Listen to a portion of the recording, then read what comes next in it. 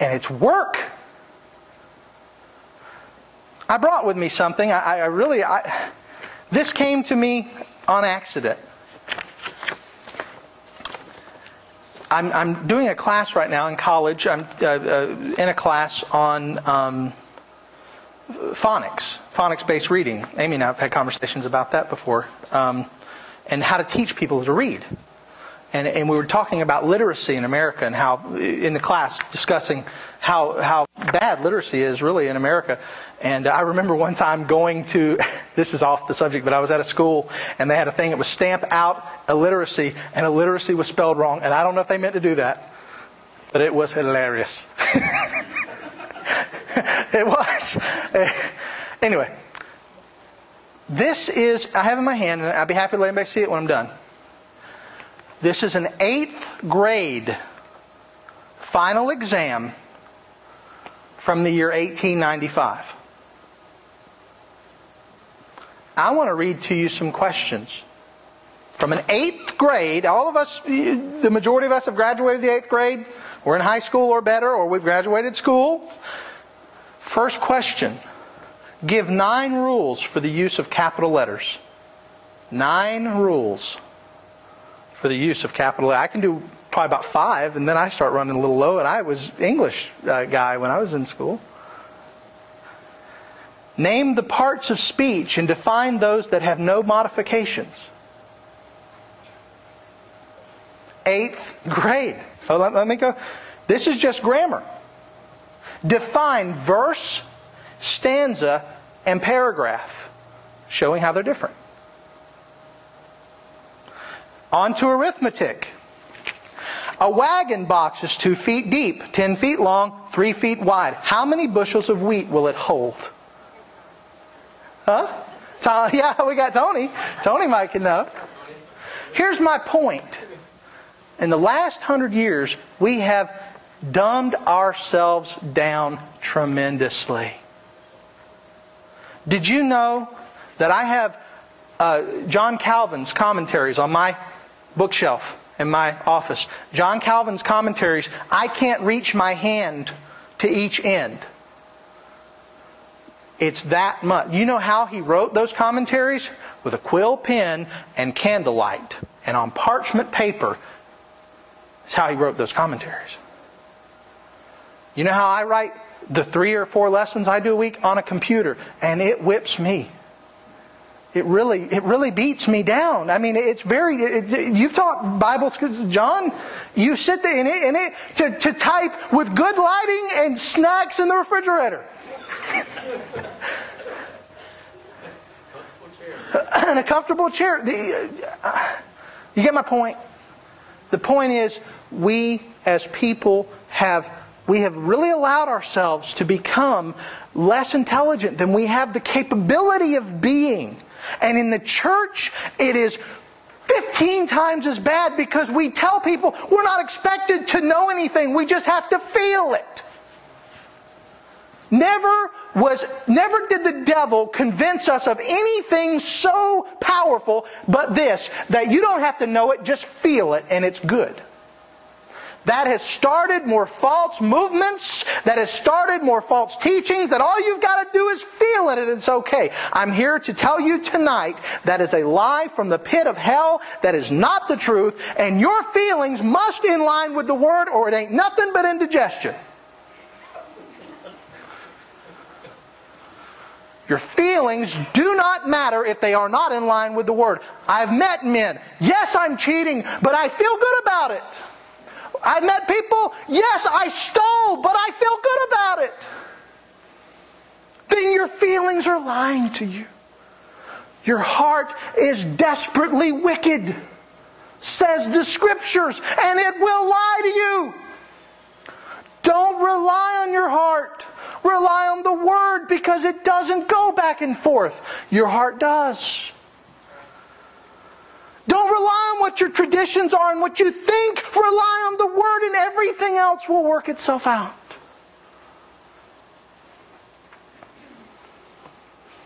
See, I'm getting all excited. 7 concepts that people use to deny the study of doctrine. If you want to write them down, you can, but if you want to just listen, it's good. The first one that people love to use: doctrine divides, but love unites. You ever heard that? Doctrine divides us. That's why there's Lutheran churches and Methodist churches and Baptist churches, because doctrine divides. All we got to do is love Jesus.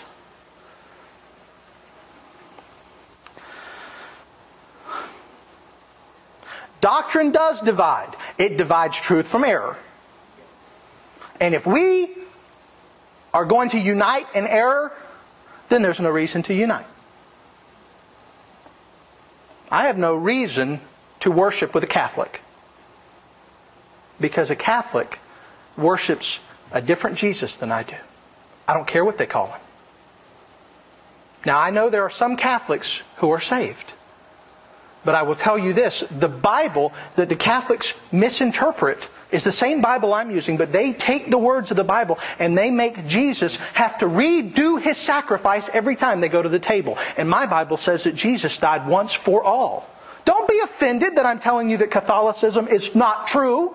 If it's true, why do they have a man who is called the Vicar of Christ? What is vicar? Vicarious. In the place of Christ. Is the Pope? No, he is not.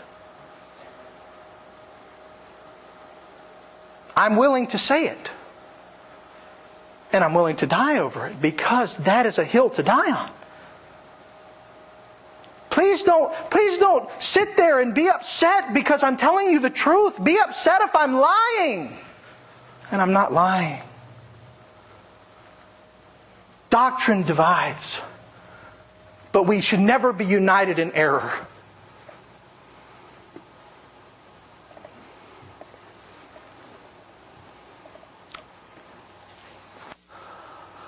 Number 2, doctrine is a useless practice of arguing such things as how many angels can dance on the head of a pin, or could God create a stone so large that He Himself could not move it, or put an immovable post in the ground and then hit it with an unstoppable rock.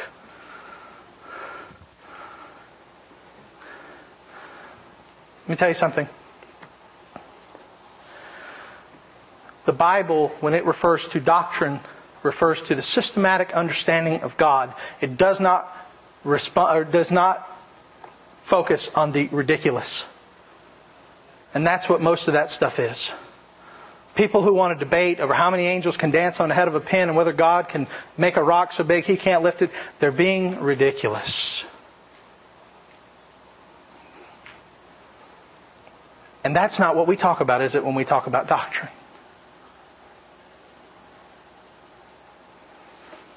Number 3. This is a big one within my brothers in the Southern Baptist Church. I picked on the Catholics. I guess I can pick on the Baptists. I love my Baptist brethren, but let me say this. One thing I have heard many times in the Baptist church is you cannot mix doctrine and evangelism. You can't mix doctrine and soul winning. You just got to go win them to Jesus, and then you tell them the truth. You win them with whatever means necessary. I have sat in conferences where they say whatever means to bring them in. And then you teach them doctrine. Let me tell you something, folks. You win them with a hot dog party, you keep them with a hot dog party. You win them with a fireworks show, you got to keep them with a fireworks show. But if you win them with Jesus, Jesus will save their soul. And you don't have to work on keeping them. Jesus will keep them. Not saying anything wrong with hot dog parties. I know we're going to be eating together in a couple of weeks, right? Just so we know the announcement, they're going to do another concession stand. They did really good last time. They want to do it again in a couple of weeks. So that'll be coming. But we're not doing that to win souls, are we? We're doing that because we like to eat hot dogs.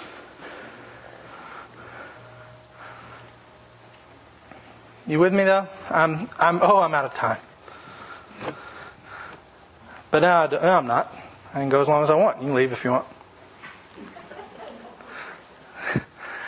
I'm at number 3. Doctrine can't be mixed with evangelism. Let me say this about that. They must be mixed. Because you got to preach the right Jesus, or they're following the wrong Jesus, and then they're not following Jesus at all. The best quote-unquote evangelists in the world are Jehovah's Witnesses, but they're not preaching the right Jesus. Doctrine must be associated with our evangelism.